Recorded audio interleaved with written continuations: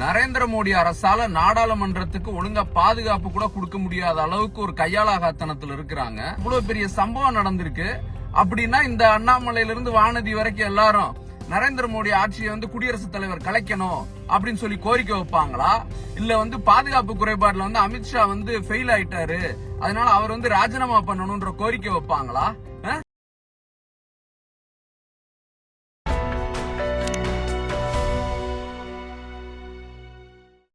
வணக்கம். பிரதாப் சிம்ஹா அப்படிங்கிற பாஜக எம்பியால இன்னைக்கு நாடாளுமன்றத்துக்கே இவ்வளவு பெரிய அச்சுறுத்தல் ஏற்பட்டிருக்கு. நரேந்திர மோடி அரசால நாடாளுமன்றத்துக்கு ஒழுங்கா பாதுகாப்பு கூட கொடுக்க முடியாத அளவுக்கு ஒரு கையாளாகாத்தனத்துல இருக்கிறாங்க. ஆனா இத பத்தி எல்லாம் தமிழ்நாடு பாஜக தலைவர் அண்ணாமலையோ, வானதி சீனிவாசனோ, இல்ல நாராயணன் திருப்பதியோ, எச் ராஜாவோ, இல்ல அவங்களோட அல்லக்கைகளான மாலன், பாண்டே, இப்படி யாருமே இத பத்தி பேசவே இல்லை பாருங்க. அப்ப இவங்க எல்லாம் என்ன நினைக்கிறாங்க? மோடியால பாதுகாப்பு கொடுக்க முடியல அப்படிங்கறது இவங்களே மௌனத்தின் மூலமா ஒத்துக்கிறாங்களா?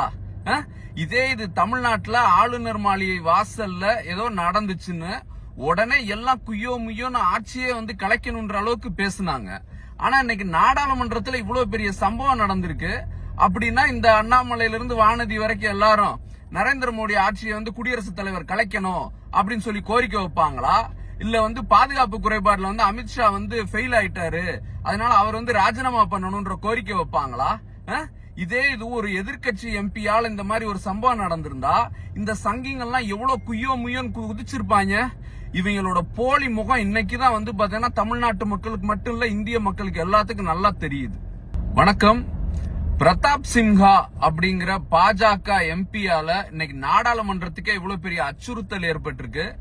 நரேந்திர மோடி அரசால நாடாளுமன்றத்துக்கு ஒழுங்கா பாதுகாப்பு கூட கொடுக்க முடியாத அளவுக்கு ஒரு கையாளாகாத்தனத்துல இருக்கிறாங்க.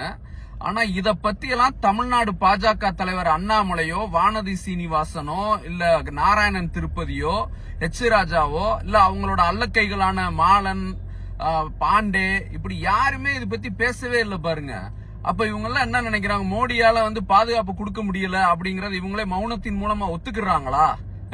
இது தமிழ்நாட்டுல ஆளுநர் மாளிகை வாசல்ல ஏதோ நடந்துச்சுன்னு உடனே எல்லாம் குய்யோ முய்யோன்னு ஆட்சியே கலைக்கணும்ன்ற அளவுக்கு பேசினாங்க. ஆனா இன்னைக்கு நாடாளுமன்றத்துல இவ்வளவு பெரிய சம்பவம் நடந்திருக்கு அப்படின்னா இந்த அண்ணாமலையில இருந்து வானதி வரைக்கும் எல்லாரும் நரேந்திர மோடி ஆட்சியை குடியரசுத் தலைவர் கலைக்கணும் அப்படின்னு சொல்லி கோரிக்கை வைப்பாங்களா? இல்ல பாதுகாப்பு குறைபாடுல அமித்ஷா ஃபெயில் ஆயிட்டாரு, அதனால அவர் ராஜினாமா பண்ணணும்ன்ற கோரிக்கை வைப்பாங்களா?